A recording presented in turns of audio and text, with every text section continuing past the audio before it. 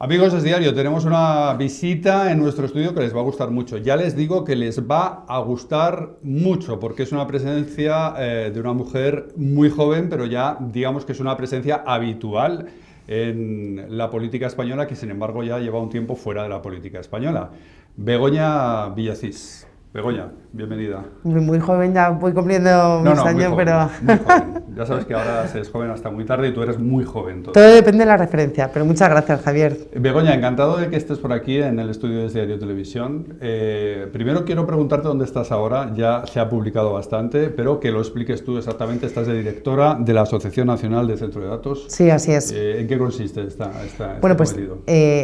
soy directora de SpainDC, que es la Asociación Española de Empresas con Centros de Datos, y el cometido que voy a tener es, pues en el fondo, he salido a la política, pero la política no ha salido de mí, y entonces se pueden hacer buenas políticas sin ser política, y uno de los sitios desde donde se pueden hacer es desde el mundo, desde las asociaciones. Concretamente nosotros lo que tratamos de defender es una España con una economía digital sólida, y para eso necesitan unas infraestructuras que son los centros de datos, que además mucha gente desconoce.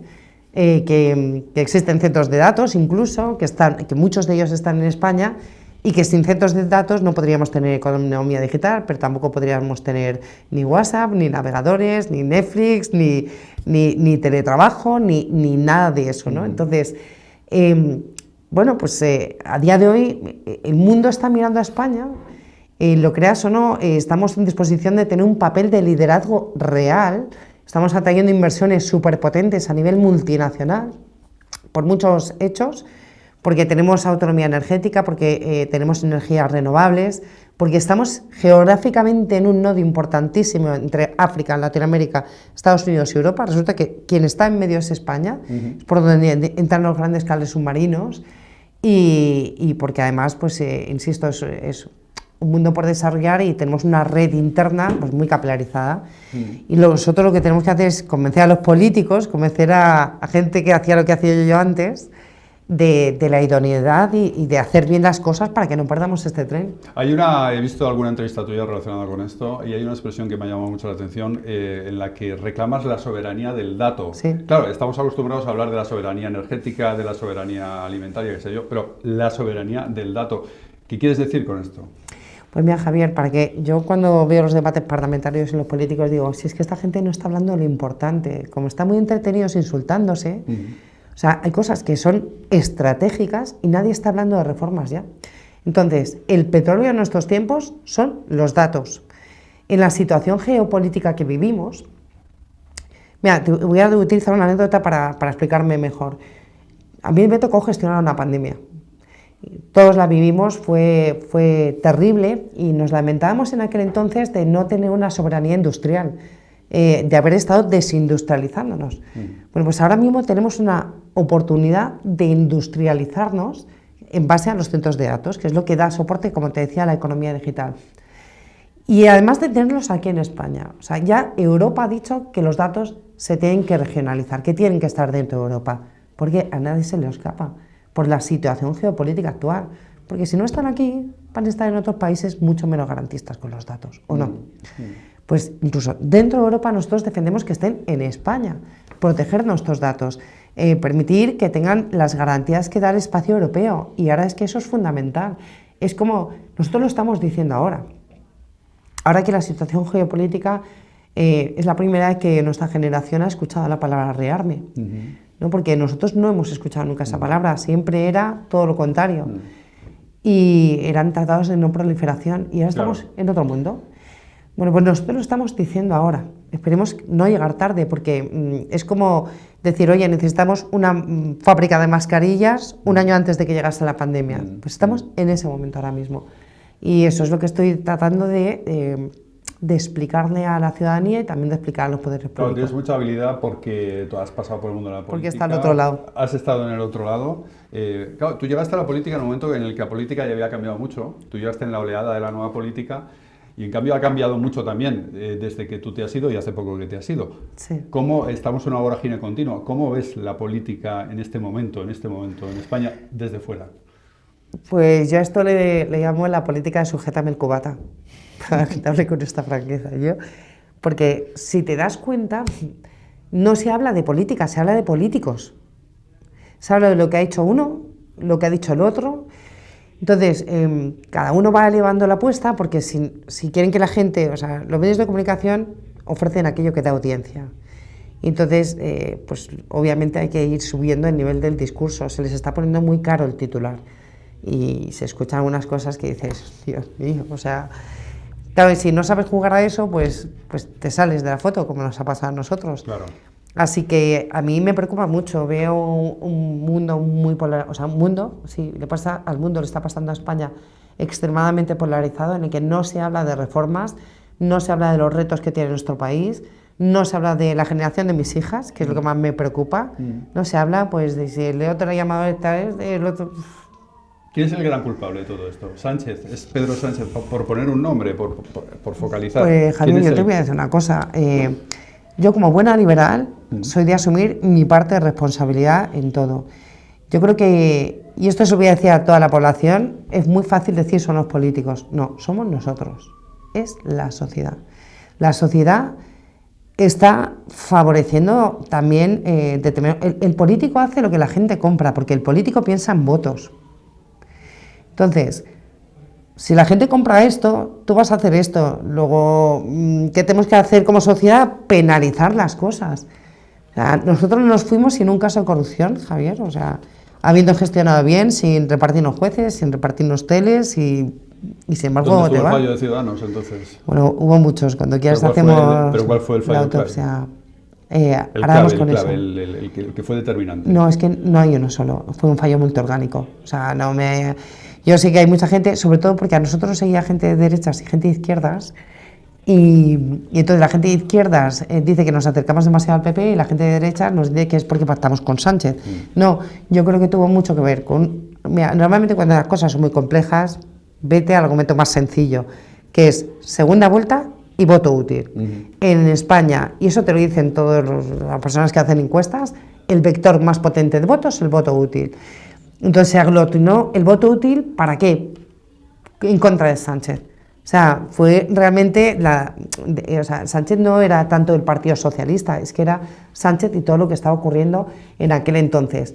Y eso es lo que yo creo que ha sido trágico para nosotros. Eso, que hay una ola de polarización, porque no solo le ha pasado a Ciudadanos, mira lo que le ha pasado a los liberales en Alemania, está pasando por todo el mundo y está siendo sustituido los proyectos de centro por dos extremos. ¿Ves, ¿no?, que puede haber alguna otra opción en un futuro más o menos inmediato o breve para este tipo de opciones más centristas? Ahora mismo es imposible, pero en algún futuro próximo, que la gente se sature también ya de tanto extremo, de tanta polarización. No lo veo, pero lo deseo. Y yo creo que sí, que somos una sociedad pendular y que cuando llegue el momento que te des cuenta de que las enganchadas y toda esta subida de adrenalina no conduce a nada, pues al final dices, no, pues que esto no me da de comer.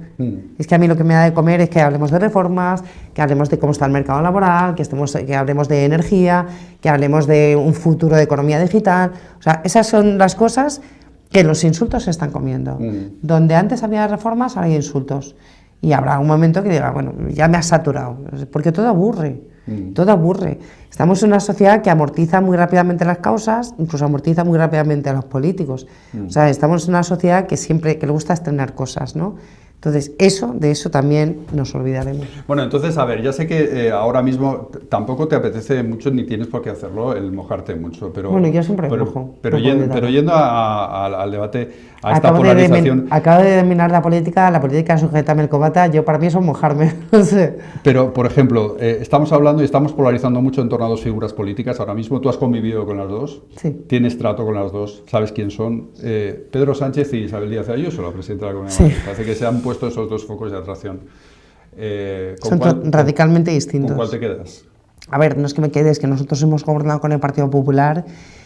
Quizás no soy la mejor persona para que preguntes esto, porque yo he tenido un buen gobierno con el Partido Popular. O sea, al final, es que ya no solo proyectos políticos. Así que yo he gobernado bien con el PP, incluso mantenemos una buena relación. ¿Tienes buena relación con Almeida? Sí, yo tengo buena relación con mis excompañeros y además tengo muy buena opinión de muchos de ellos. incluyendo a mi sucesora, porque la que me ha sucedido en el puesto... Menos conocida que tú, por cierto, bastante menos conocida sí, que tú. Y es una pena, porque es una gran política. Es una gran política la actual vicealcaldesa Inmaculada Sanz. Pero tengo una buena relación, por tanto, es que ahí no voy a ser objetiva. Entonces yo trato de ser objetiva siempre. Yo lo que me preocupa ahora mismo, yo ya no pienso tanto en los grandes partidos, porque es verdad que acumulan y tienen un caudal de votos importantísimo, ¿no? El más importante. Pero es que yo es que me tengo que fijar más en los socios ahora mismo, porque son los que pesan. No son los que condicionan. Fíjate, o sea, el Partido Socialista no gobernaría igual ahora que teniendo que gobernar con CiU, teniendo que gobernar con Junts, con Bildu y con todo lo que le acompaña, ¿no? Y el Partido Popular tampoco gobernaría igual, pues acompañado por Vox, que el giro que han hecho hacia Trump, obviamente a mí no me convence para nada como liberal que soy, alguien que nos está poniendo trabas, que nos está poniendo aranceles, además, que está promoviendo a todos los partidos euroscépticos de Europa, por lo que ha declarado abiertamente, y es que Europa se creó para estar por saco a Estados Unidos. Pues a mí esto, por ejemplo, no me convence. Entonces yo creo que estamos en un momento político en el que tenemos que girar más la vista hacia los socios que hacia los partidos, porque esos partidos van a gobernar. El problema no es que gobiernen, sino cómo van a gobernar con condicionantes. Para mí hay un partido que obviamente es una cosa distinta a todos los demás. Y para mí creo que es de los peores momentos que he vivido en política fue cuando se pactó con Bildu. Ese partido para mí no representa lo mismo. No se puede hacer equidistancia entre un partido que en algún momento ha legitimado la violencia, el asesinato, que tiene muertos a su espalda, que tiene asesinos o ha tenido asesinos en sus listas con el resto. Entonces, eso es lo que me preocupa, Javier. No te sé dar una solución, porque lo intenté. Intentamos decir a los españoles, oye, que es que o pactan con el centro o nos vamos a ir a los extremos. Y no fui capaces de convencerles, así que... ¿Podría haber pactado el Partido Socialista con Ciudadanos en algún momento? ¿Pudo haber pactado en un momento, en abril del 19? Bueno, históricamente hemos pactado con el Partido Socialista. Quiero recordar el Gobierno de Andalucía, que es el que primero empezó a rebajar el impuesto de sucesiones y donaciones. Fue un gobierno de Juan Marín con Susana Díaz. Sí se puede pactar con el PSOE, pero no a costa de todo. Nosotros...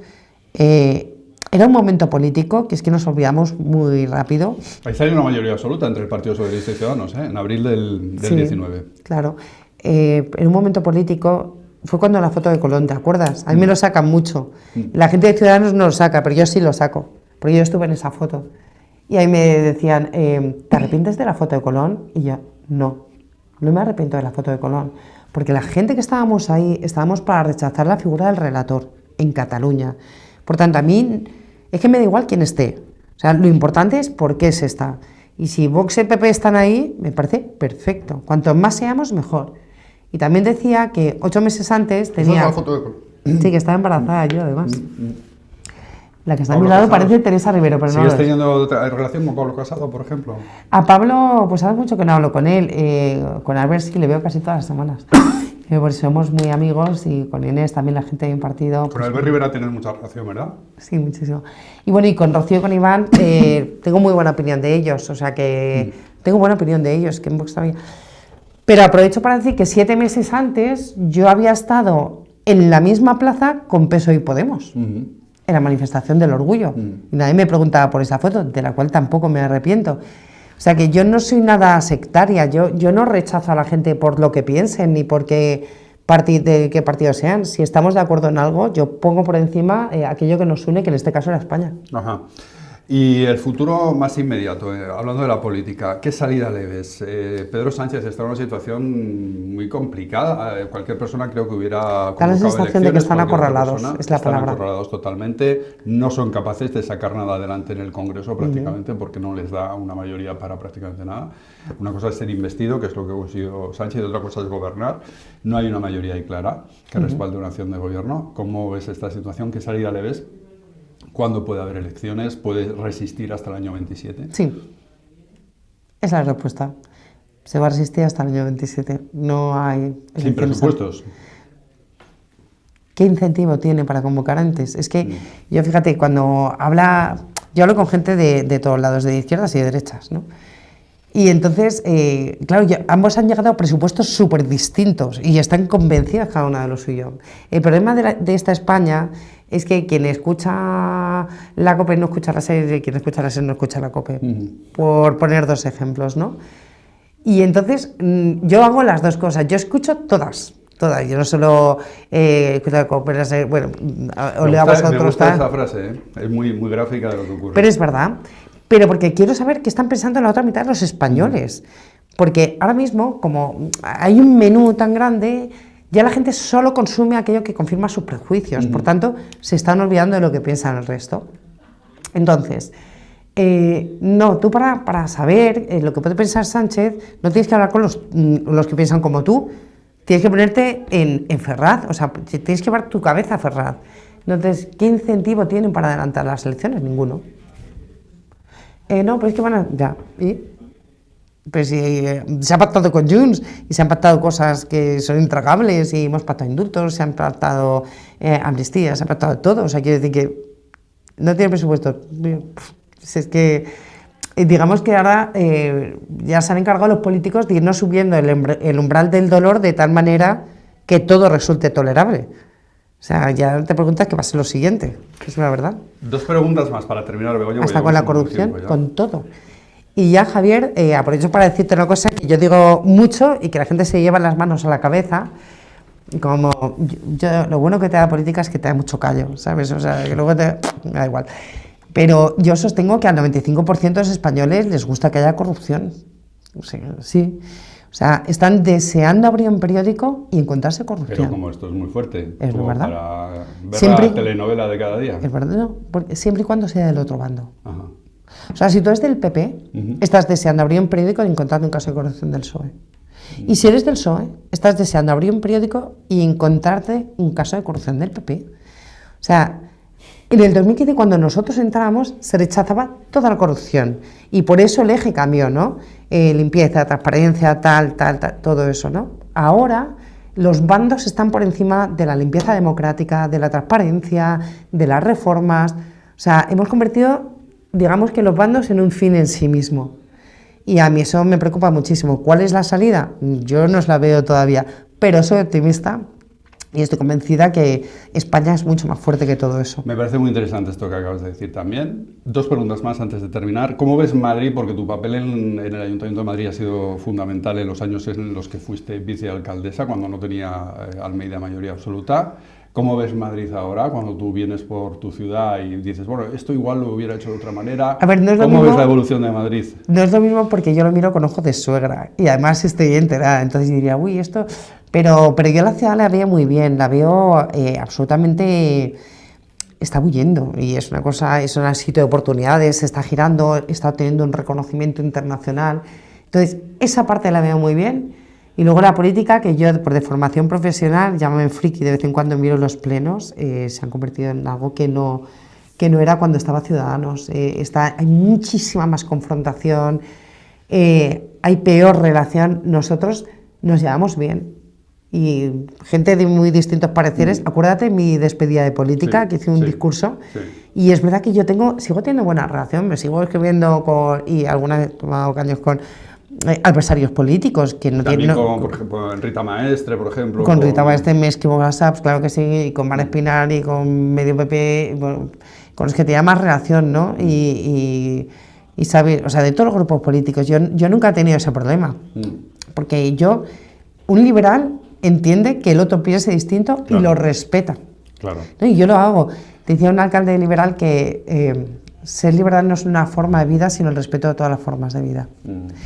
Entonces, en ese clima se pueden alcanzar más consensos y avanzar mejor. Y ahora me da la sensación de que veo un ambiente más crispado.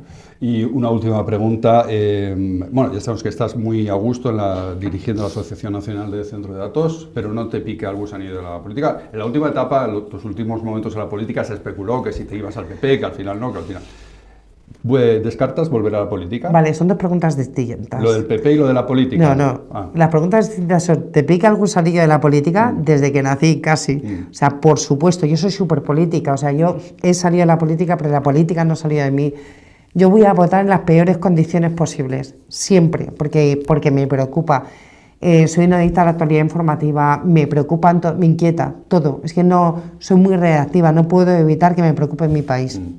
Y eso va a ser siempre así, pero desde posiciones distintas. ¿Volver a la política? No, ahora mismo no. ¿No te tiran los tejos de Es que, algún partido? ¿sabes lo que pasa? Que yo os reconozco que tengo una sensación de desencanto. Porque sí que tengo la sensación de que nosotros hicimos bien las cosas. A nivel de transparencia, no tenemos un solo caso de corrupción, como te digo. Hicimos todo lo posible. Oye, que a mí me ofrecieron ser alcaldesa y renunciar a la alcaldía por lealtad también, y porque no se cumplían y porque no quería hacer eso, ¿no?